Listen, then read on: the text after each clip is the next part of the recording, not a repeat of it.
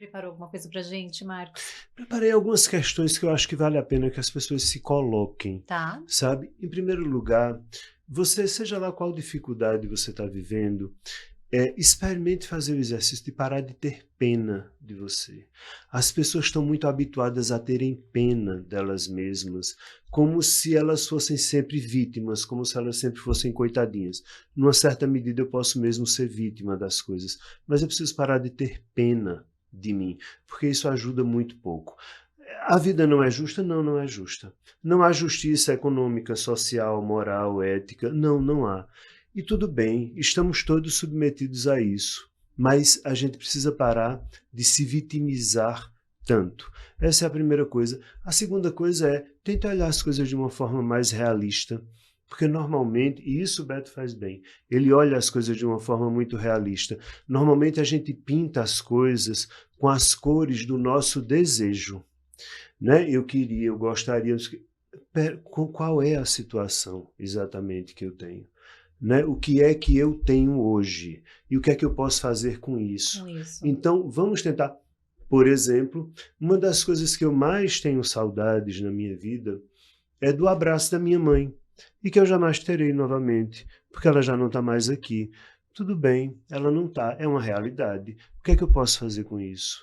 Então, não adianta eu ficar olhando com o olho do desejo. Eu preciso olhar as coisas sem fantasiar muito e ser mais objetivo nisso. Então, não tenha pena de você.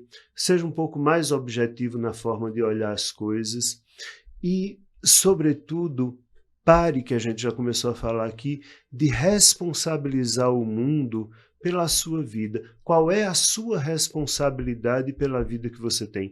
Pare de procurar a resposta fora de você, porque a resposta sempre estará dentro de você. Sabe por quê? Porque só quem sabe o que é melhor para você é você. E é isso que o Beto está dizendo quando fala que está no DNA dele saber como lidar com isso ou com aquilo, porque está mesmo no nosso DNA. Agora, a questão é, eu sigo o que eu sinto ou eu sigo o que me disseram que eu deveria sentir?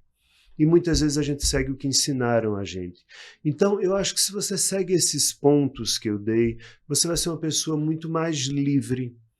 E, sobretudo, entendendo que ser livre não é fazer o que eu quero, na hora que eu quero, do jeito que eu quero. É escolher em qual jaula eu quero estar preso. Né? Essa é a verdadeira liberdade.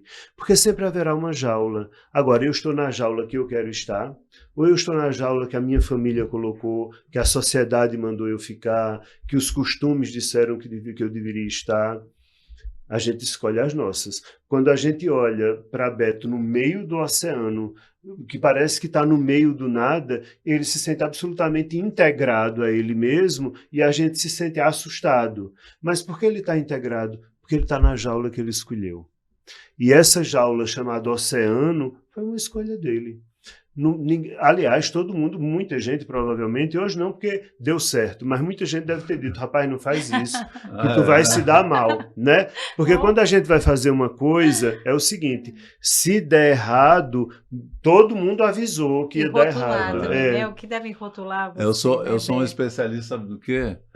De quarentena. Quando começou a pandemia... você já estava em quarentena. Eu escrevi um texto, é verdade. Você sabe que o meu Instagram começou a crescer depois desse texto, porque eu fiz um relato para todo mundo. Porque eu já senti que a travessia ia ser longa. Porque o barco à vela tem uma coisa interessante. A gente tem data de saída, mas não tem de chegada. Como é que a gente vai saber? O vento é imprevisível, né? E eu senti que a pandemia era isso.